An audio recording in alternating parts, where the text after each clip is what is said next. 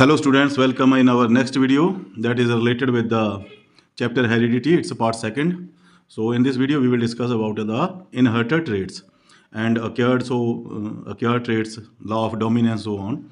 So inherited traits, what do you mean by inherited traits? These are the traits which a person, or you can say offspring, acquired from their parents during the fertilization before the birth. So for example, size of ear, lobes, eye colour etcetera जिमें कि ये वो traits होंगे ने कि जो parents से बच्चे ग्रहण करते हैं, ठीक है ना, at the time of the birth, before during the fertilization के टाइम, है ना। तो एक्वायर्ड ट्रेट्स को क्या होते हैं? एक्वायर्ड ट्रेट्स होते हैं the traits acquired after birth, जो बर्थ के बाद। For example any person get hurt and get is cure, ठीक है ना। any kind of language you can learn from your parents, ठीक है ना, from the society, the values you get from the society, so on. तो एक ये है acquired traits होते हैं, ठीक है ना। तो नेक्स्ट है आपका आ गया लॉ ऑफ डोमिनेंस। ये करते हैं हम लॉज करेंगे। तो लॉज ऑफ, पहले क्या होता है लॉ ऑफ डोमिनेंस।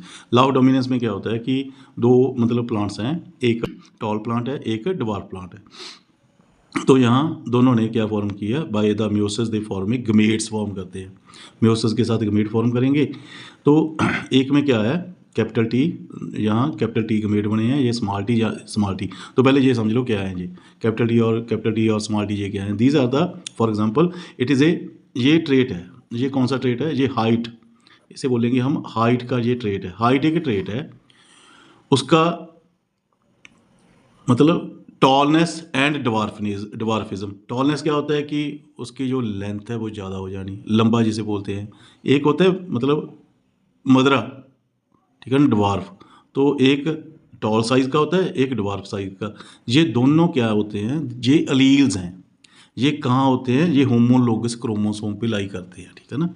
हो सकता है दोनों होमोलोगस क्रोमोसोम पे दो टाल लाई करते हो सकता है दोनों होमोलोगस क्रोमोसोम पे दो डवार्फ अलील्स लाई करते हो, ठीक है ना। हो सकता है एक टॉल हो, एक डवार्फ हो, ऐसे भी हो सकता है।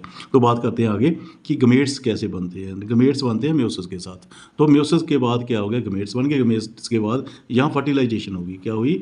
फर्टिलाइजेशन। तो फर्टिलाइजेशन में फीमेल, ये मेल प्लांट है, तो यहाँ क्या बन गया? इनकी क्रॉसिंग हो गई। मतलब क्रॉसिंग के बाद ये crossing, you can write a crossing also. यहाँ क्रॉसिंग होगी तो एक बन गया, यहाँ कैपिटल, देखो ये capital T small T, capital T small T. तो ये दोनों प्लांट टॉल होंगे। देखो क्यों होंगे? Because they have a Aleel of, ठीक है ना। एक अलील इनमें डोमिनेंट है, एक अलील इनमें डवार्फ है। तो जो डोमिनेंट होता है ना वो अपने आप को एक्सप्रेस करता है डवार्फ की, जो डवार्फ है उसकी जो एक्टिविटीज़ है उसे सुप्रेस कर देता है, उसको मतलब एक्सप्रेशन उसका होने नहीं देता। तो क्या बोलेंगे? तो मतलब क्या है कि dominant allele will suppress the expression of the dwarf का एक्सप्रेशन वो रोक देगा। तो देखो जो मैंने बताया था, T capital T small T are alleles present on two homologous chromosome. So alleles क्या होते हैं? नोट कर लेना, ये आपके एग्जाम में आ सकता है। So alleles are copies of same trait है। ट्रेट क्या है? Height. Present on two homologous chromosome पे प्रेजेंट होती हैं। तो होमोलोगस क्रोमोसोम्स क्या होते हैं? Chromosomes acquired from two different parents during fertilisation के टाइम, जो हम दोनों पेरेंट्स से अक्वायर करते हैं। वन सेट फ्रॉम मेल, जो और you can say one set from father, one set from mother. तो नेक्स्ट आ गया जी आपका लॉ ऑफ सेग्रीगेशन। तो लॉ ऑफ सेग्रीगेशन में क्या है? The two alleles for each trait, you must note it, separate during gamete formation. कहते कि दो अलील्स ने वो जो गमेट बनेगा तो उसमें वो क्या हो जाएंगे? सेपरेट हो जाएंगे। तो each gamete receive only one allele. तो हर एक गमेट में एक अलील होगा। तो जैसे कि ये देख लो डायग्राम, देखो ये पेरेंट है, यहाँ म्यूसिस हुई, तो म्यूसिस होकर यहाँ गमेट्स बन गए। तो गमेट्स में देखो ये टू अलील्स है ना, तो यहाँ गमेट्स बने तो हर एक गमेट में एक एक अलील प्रेजेंट है, इसे बोल देते हैं लॉ ऑफ सिग्रीगेशन। सिग्रीगेशन का मतलब होता है अलग हो जाना। तो ईच गमेट रिसीव, यहाँ देखो ईच गमेट रिसीव सिंगल अलील, या तो वो कैपिटल होगा टी या फिर स्मॉल होगा। उसके बाद आ जाता है आपका कंसेप्ट फिनोटाइप क्या होता है, जीनोटाइप क्या होता है। फिनोटाइप होता है कि रिलेटेड विद मॉर्फोलॉजिकल करेक्टर या एक्सटर्नल अपीयरेंस। फॉर एग्जांपल आप एक देख रहे हो, बोल रहे हो कि एक ये प्लांट है, ये प्लांट क्या है, ये टॉल है। तो टॉल है तो इसमें क्या है, जो टॉल है वो इसका फिनोटाइप करेक्टर है। तो जेकर बोलोगे आप इसका कैपिटल टी स्मॉल टी, ये इसकी जीनोटाइप है, जीनोटाइप है ये ठीक है ना। ये इसका जो इसका क्रोमोसोम्स है ना, जो इसका जेनेटिक सीक्वेंस है वो इसका जीनोटाइप है। तो जीनोटाइप के कारण ये इसका फिनोटाइप प्रोड्यूस होता है। Genotype give rise to phenotype, ये नोट कर लेना। तो नेक्स्ट बात करते हैं, अब क्या है जी मोनोहाइब्रिड क्रॉस। तो मोनोहाइब्रिड क्रॉस क्या है, ये मतलब क्रॉस है इन विच, मतलब क्रॉस बिटवीन टू प्लांट्स है ना, two parents plants, two plants के बीच में क्रॉस है। In which one trait involves only, in which one trait involves only.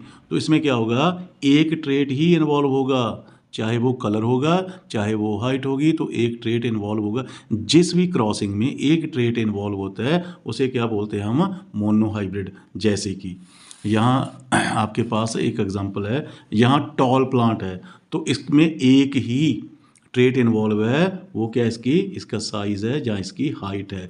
The height trait is involved, तो सिंगल ट्रेट है तो इसे बोलेंगे मोनोहाइब्रिड। तो अब देखो ये टॉल प्लांट है, ये क्या है ड्वार्फ प्लांट। अब इसने म्यूसिस के फॉर्म किया तो ये गमेट्स बन गए। तो गमेट्स F1 जनरेशन शो करेंगे। तो F1 जनरेशन में आप देखोगे क्रॉसिंग में तो क्या होंगे, सभी टॉल प्लांट्स हैं, सभी टॉल प्लांट्स हैं, क्योंकि यहाँ लॉ ऑफ डोमिनेंट, मतलब लॉ ऑफ डोमिनेंस यहाँ वर्क कर रहा है, क्योंकि small T will not express it self because it is recessive. तो अगली बात आ गई। उसके बाद हमने क्या किया, F1 जनरेशन का सेल्फ क्रॉसिंग कर दिया। तो F1 जनरेशन को जब हमने सेल्फ क्रॉसिंग किया तो नेक्स्ट रिजल्ट देखो, यहाँ हमने F1 को सेल्फ क्रॉसिंग किया तो रिजल्ट क्या आएगा, तो देखते हैं ना क्या रिजल्ट आएगा। तो पहले क्या होगा, म्यूसिस, म्यूसिस से गमेट बनेंगे, तो गमेट क्या होंगे, क्रॉसिंग होगी। तो क्रॉसिंग होके क्या बना, capital T capital T capital T small T capital T small T small T small T.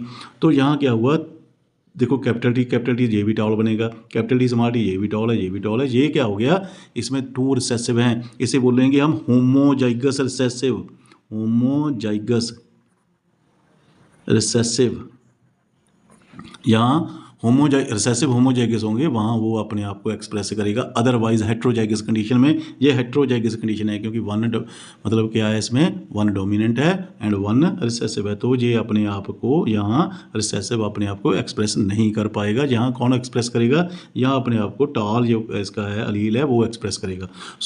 तो यहाँ रेशियो क्या होगी, तो देखो इनका जो भी है, जो इनका फिनोटाइपिक है वो फिनोटाइप क्या है, 3 टॉल हैं 1 ड्वार्फ है।